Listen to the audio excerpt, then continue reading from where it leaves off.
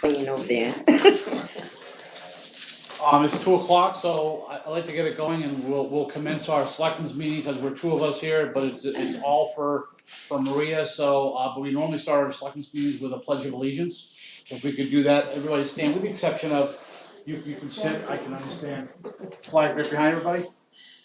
I pledge allegiance to the flag of the United States of America, and to the republic for which it stands, one nation, under God, indivisible, with liberty and justice for all. Thank you. We're here to celebrate the Boston Post Kane. What is that? I have somebody to help. So Deborah is gonna give us a short history. Come on, Laura. Squeeze in. Maria. They're sitting here, I'm gonna probably stand up the whole time. So, Deborah's gonna give a quick talk about the history of the Boston Post Kane, so that everybody knows what it's all about and why it's so special. So, good afternoon, everybody. In 1891, Mr. Edwin Grosier purchased the Boston Post, which was a mid-sized newspaper publication in Boston, Massachusetts. Under his leadership, the Boston Post grew, becoming one of the country's leading and most well-respected newspapers. On August 2nd, 1909, 10 years before Mrs. Lane's birth, Edwin Grosier commissioned J.F. Fradley Company of New York to create 700 canes made of the finest aged ebony from the Congo in Africa, and topped them with an engraved head of 14-karat gold. Mr. Grosier forwarded these canes to towns in New England, including one to the town of Lebanon, Maine. Instructions were given that the cane was to belong to the town. However, the Board of Selectmen were charged to present the cane to the oldest male resident in their town for his use, and at his death, the cane would be to be passed on to the next oldest male in town. Things have changed. In 1920, the 19th Amendment to the United States Constitution was ratified, which made women equal and responsible citizens of our country. However, it was not until 10 years later, in 1930, after much argument and controversy, that the Boston Post cane presentation was opened to be awarded to women, which truly made the award follow the inscription on the golden head to the oldest citizen in town. Most towns, like Lebanon, now display the actual Boston Post cane in a special case in the town hall or office building, choosing instead to celebrate the award with a plaque and a ceremony. Today, Lebanon continues the century-old presentation of the Boston Post cane. Notations will be added to the cane's historical website, proudly proclaiming Lebanon's heritage as a Boston Post cane presenting community. Thank you, Deborah. The Boston Post Cane is right outside. If you go out the door and you look up to the right, you'll see it in a case right up on this wall up there. So you can see it. I would now like to present our state representative, Karen Garrett. Thank you. I'm here today to present you with a legislative sentiment from both the Maine Senate and the Maine House of Representatives.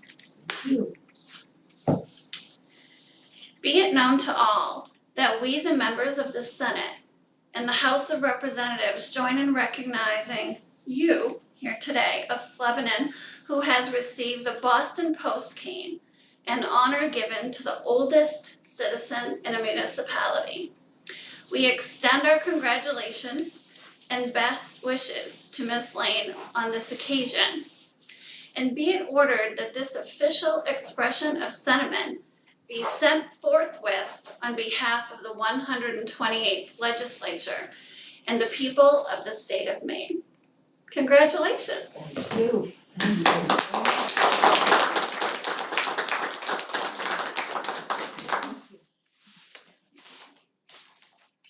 I thought I would now share a few words.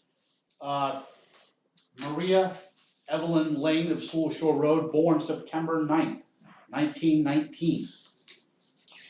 Oldest living resident in the town of Lebanon. She was born in Stellarton, Nova Scotia, and moved to the United States to Boston at age 7. Comes from a big family. Siblings John, Kathleen, Benjamin, Mary, and Terrence. Graduated from East Boston High in 1938. Married Maxwell Lane in 1942, and they lived in East Boston when she was a stitcher at Transitron. They bought their summer home in Sewell Shores in 1968. After Maxwell died in 78, Maria moved to Lebanon full-time in 1980. She volunteered for many years with Meals on Wheels in Sanford, and the understanding is she still wants to volunteer today to help deliver here in Lebanon. We won't let her drive. She has 4 children, Helen, Nancy, Bill, and Matthew.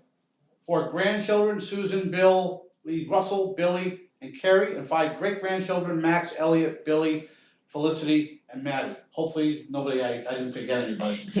Thought I'd give you an idea of what happened in September 9th, 1919. So it's not her birthday, but it's always kind of fun to go back in history and see what happened on certain dates.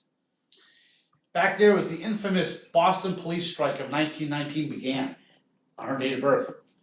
It was causing an uproar around the nation, confirming the growing influence of unions in American life. Used the situation to their advantage, criminals took the opportunity to loot the city. Calvin Coolidge, who was governor then, also became president later, called out the militia to assist Harvard students and faculty who were acting as a volunteer force. So some other history that happened on September 9th. 1836, Abraham Lincoln received his license to practice law. 1850, California became the 31st state to join the Union. Another 1919, same time, Alexander Graham Bell and Casey Baldwin's hydrofoil craft set a marine speed world record. 1926, NBC was created. 1956, Elvis Presley made his first appearance on the Ed Sullivan Show. Whoa. Toast of the town. 1957, the Civil Rights Bill to pass Congress the first Civil Rights Bill to pass Congress since Reconstruction was signed into law by President Eisenhower. 1969, we're getting close to what I know what happened. Jimi Hendrix made his U.S. television debut on the Dick Cavett Show. Right. 1984, Walter Payton of the Chicago Bears broke Jim Brown's combined yardage record when he reached 15,517 yards. 94, the Space Shuttle Discovery blasted off on an 11-day mission. 2008, gotta go current, the iTunes Music Store. You know what iTunes is? They reached 100 million applications downloaded. Wow. Some famous birthdays. Colonel Harlan Sanders in 1890. Jimmy the Greek in 1923. Otis Redding, 1941. And Joe Theismann, 1949. Anyway, some little trivia for you. As you can see, a long history. A lot of stuff's happened over these years. So that's why we celebrate such a great event, because it certainly is well worth it. We have some flowers for you. Laura, if you could pretend her with the flowers right there. I know. I'm over here, I can tell you.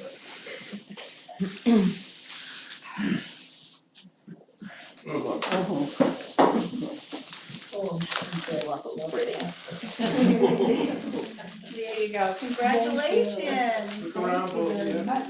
Laura, look around with her, please. Oh, okay, Mom.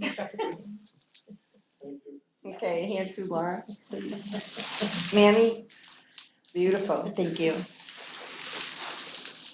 I hope you got the flowers. And as the custom that was mentioned, we also have a plaque for you, Paul. If you could present her with the plaque. Oh my gosh.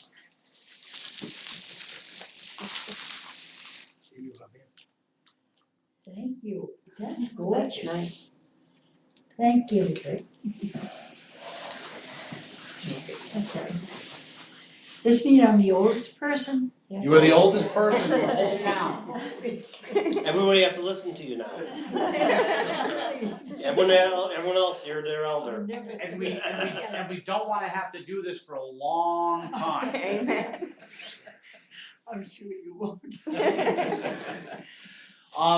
That's all we have unless anybody else wants to say anything, or Maria, if you wanna say anything, the floor is yours. Thank you all very much. I really don't deserve anything like this. You most certainly do, and you're welcome. Good job.